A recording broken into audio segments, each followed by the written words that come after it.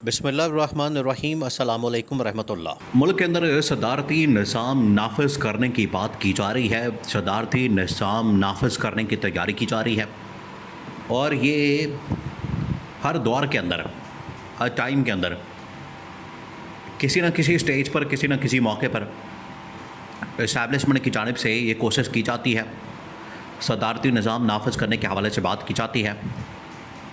लेकिन इस बार जो ग्राउंड उन्होंने तैयार किए हैं वो पिछले जितने भी मौक़े आए, अपॉर्चुनिटी आई, इस बार हालात बिल्कुल मुख्तलिफ हैं और इस बार 99% चांसेस मौजूद हैं कि सदारती निज़ाम को नाफिज कर दिया जाए प्रैक्टिकली, अमली तौर पर, जिसका इजहार पहली बार साबिक secretary election commission of Pakistan खबर दिलशाद ने कर दिया। और मुल्क के अंदर जो हालात बना दिए गए हैं, मौजूदा जो निज़ाम है डिलीवर करने में नाकाम है और सदारती निज़ाम के अंदर एक उम्मीद दिखाई जा रही है। अब होने क्या जा रहा है, सिनारियो आपने समझना है। ये जो सिनारियो बनने जा रहे हैं ये शरीफ ख़ानदान के लिए, जरदारी ख़ानदान के लिए बड़ा ही खौफनाक है, बड़ा ही तबाहकुन है। इनके लिए ये बड़ा ही एक ख़तरनाक मंज़र बनने जा रहा है। लेकिन आवाम के लिए, पब्लिक के लिए, लोगों के लिए, पाकिस्तान के लिए, पाकिस्तान की इकॉनमी के लिए, पाकिस्तान की पॉलिटिकल स्टेबिलिटी के लिए इसके अंदर कम से कम एक उम्मीद मौजूद है।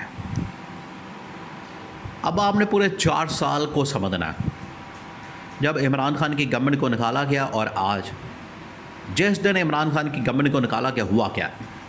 अब वो वक्त याद करें, वो दिन याद करें।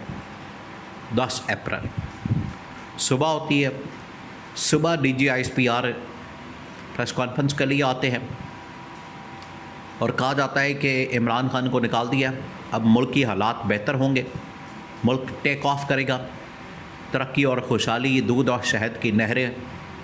और उस वक्त जो महंगाई इनको लगती थी, अब महंगाई ज़रा सुने कि ये महंगाई ख़त्म होने वाली है। उस वक्त जो उनको महंगाई लगती थी और आज, उस वक्त पेट्रोल था 120 रुपये लीटर, डॉलर 100 रुपये था,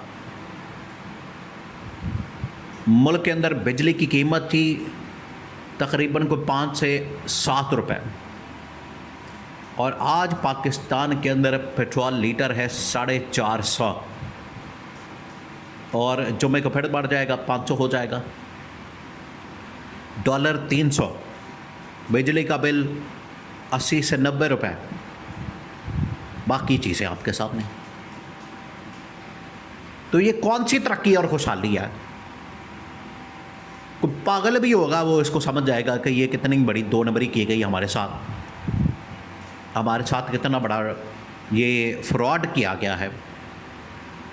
इमरान खान को सिर्फ हटाने की खातिर, निकालने की खातिर, इन 2 ख़ानदानों को करप्ट, नालायक, नाअहल जमातों को लाने की खातिर ये पूरा बयानिया बनाया गया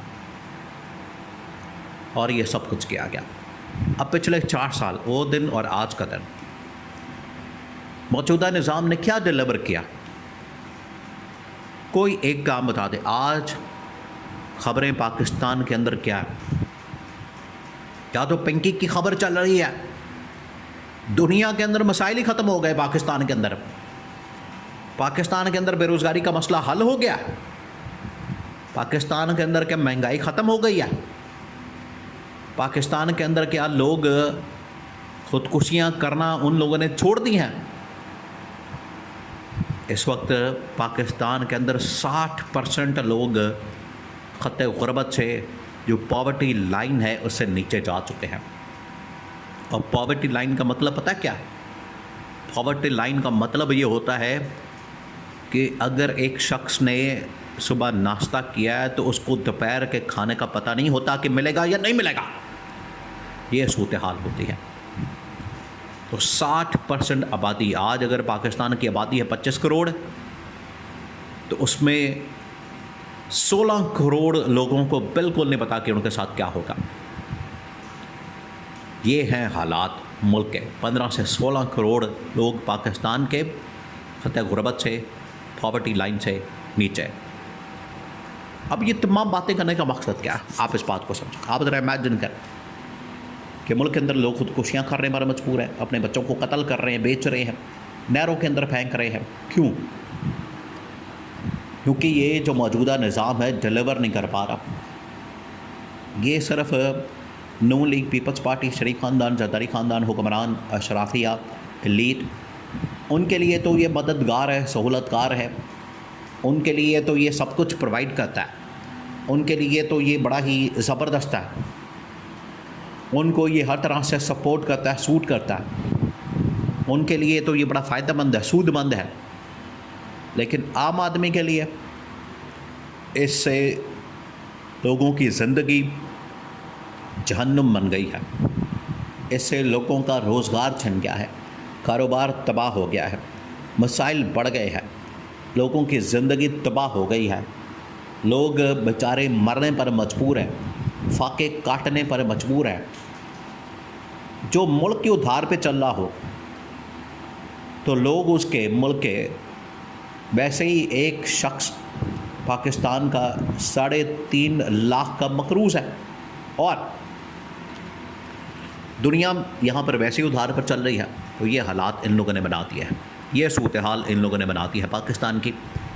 बुनियादी मसला किधर है? निज़ाम नहीं डिलीवर कर पा रहा। तो निज़ाम की तब्दीली के लिए मौजूदा नून लीग, शरीफ ख़ानदान, जरदारी ख़ानदान को निकालना, इनको घर भेजना और उसकी जगह सदारती निज़ाम को लाना। और उसके लिए जो पहला पिलर छोड़ा गया है, पहली जो इस बारे में बात की गई है वो ये कि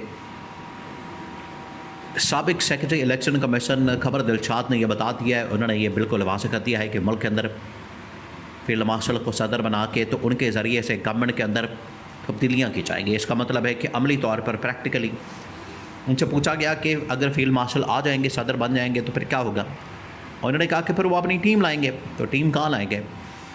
वो स्टाफ लाएंगे, क्लरिकल स्टाफ लाएंगे? नहीं, वो अपनी गवर्नमेंट बनाएंगे, काबीना बनाएंगे, लोग लाएंगे ताकि उनके ज़रिए से फिर गवर्नमेंट रन की जा सके ईवान सदर से बैठ के।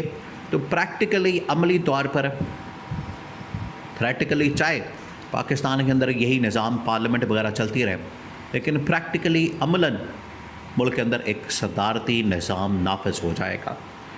और ऑलरेडी इस वक्त फील्ड मार्शल के पास 5 साल का टेन्योर है, तो ये 5 साल के लिए मुल्क के अंदर सदारती निज़ाम राइज कर दिया जाएगा। और इसमें फिर इमरान खान की रिहाई, PTI की रिहाई, तमाम कारकुन, वर्कर, सपोर्टर्स को छोड़ना, बाहर आना, ये सब कुछ शुरू हो जाएगा, तमाम मामला शुरू हो जाएंगे। ये बिल्कुल वाज़ेह है, 2 टुक अंदाज में चीज़ें सामने आ जाएंगी। और मौजूदा निज़ाम की नाअहली और नालायकी और फेलियर की वजह से इसकी तब्दीली नागुज़ीर है।